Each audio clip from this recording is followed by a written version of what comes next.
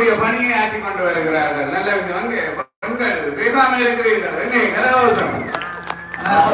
பொருளாதாரத்தில் பெரும்பங்கு வகிப்பவர்களாக இந்த தாரமாகிய மனைவி, அதாவது பெண்கள் காணப்படுகின்றார்கள். ஆகவே நான் உறுதியாக கூறுவேன், ஒரு குடும்பத்துடைய பெரும் பங்கு வளர்ச்சியில் பொருளாதாரம் மிக முக்கியமான ஒன்று. அதில் அவர்கள் பெரும் பங்கு வகிக்கிறார்கள் என்பதில் எந்த விதமான மாற்று கருத்து இல்லை.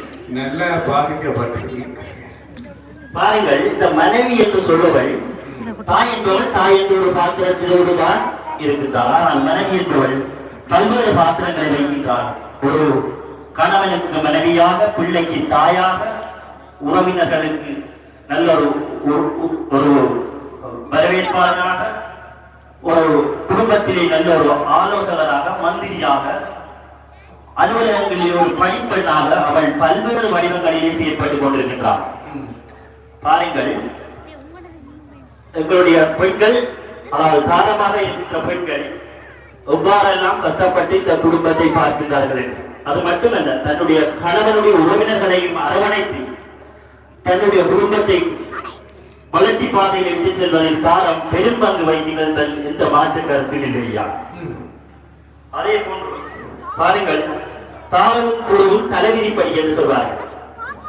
ஒரு நல்ல குரு அமைவது அவனுடைய தலைவிதி, அவனுடைய வாழ்க்கையை தீர்மானிக்கும். அதே போன்றுதான் ஒருவனுடைய வளர்ச்சி, ஒரு குடும்ப வளர்ச்சியை தீர்மானிப்பதும் தாரம் பெரும் பங்கு வகிக்கின்றது என்பதில் எந்த மாற்று கருத்தும் இல்லை. நடுவையா அவர்கள் இதற்காகத்தான் சொன்னார்கள், குடும்ப வளர்ச்சிக்காக ஒரு பெண்ணானவள் என்று பாருங்கள். சாதாரணமாக ஒரு பெண் காலையில் எழுந்து கிட்டத்தட்ட 4 மணிக்கு எழுப்பி விடிய மாலை 10 மணி வரை எவ்வளவு கஷ்டப்படுகின்றால் இனத்திற்காக, தன்னுடைய குடும்பத்தினுடைய வளர்ச்சிக்காகவும் தான் சந்தோஷமாக வாழ வேண்டும் என்பதற்காகவும்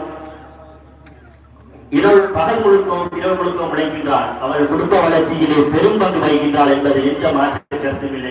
அவர்கள் காலையில் இருந்து காலை சமையல் முடித்து பிள்ளைகளை பாடசாலைக்கு அனுப்பி, பின்பு மதிய சமையல் செய்து கணவனை வேலைக்கு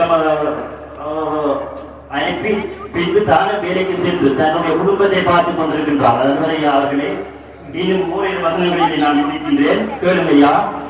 இந்த தாயோடு அறுசுவை உண்டி போகும், பொட்டாளியோடு எல்லாம் போகும் என்று சொல்வார்கள். தாயானவள் அறுவகையான சுவை, அறுசுவையான சுவையோடு சாப்பாட்டை கொடுக்கின்றாள்.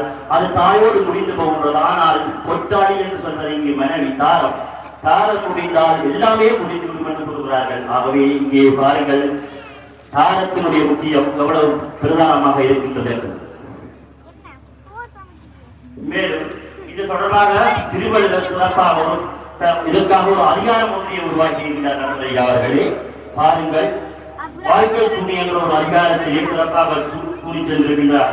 தற்காத்து தற்கொண்டாட்டு வெளி தலைக்காட்டு தொற்காத்து சேர்விழார் பெண், சோர்விழார் பெண். அதாவது பெண்ணானவள் தன்னுடைய கற்பையும் கணவனுடைய கற்பையும் காத்துக்கொண்டு, அதை கொண்டு தன்னுடைய குடும்பத்தில் ஏற்படுகின்ற புகழையும் காத்து தன்னுடைய வாழ்க்கையை கௌரவமாக கொண்டு செல்வதில் உறுதியாக இருக்கின்றாள் என்று அந்த புகழ் அழகாக சிறப்பாக ஒரு பெண்ணுடைய பற்றிய அந்த அவருடைய வளர்ச்சி பாதையை சிறப்பாக கூறி சென்றிருக்கின்றார். நண்பர்களே, நான் அறுதியும் இறுதியுமாக கூறுவேன், இன்றைய பெண்கள், அதாவது இன்றைய சூழலில் இன்றைய தாரமா என்று கேட்டால் தாரம் என்றுதான் அணிந்து கூறுவேன்.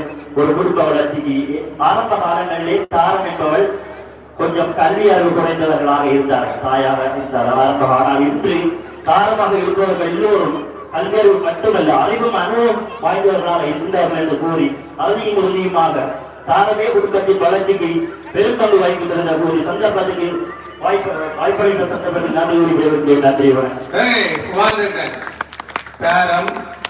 தாரமும் குருவும் தலைவிதிப்படி என்று சொன்னார்கள்.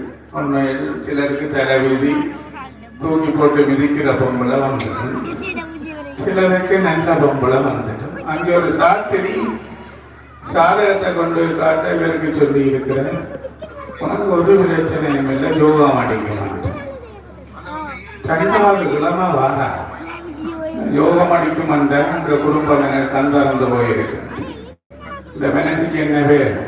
யோகம். அதான் சொன்னேன், அடிக்குமான்.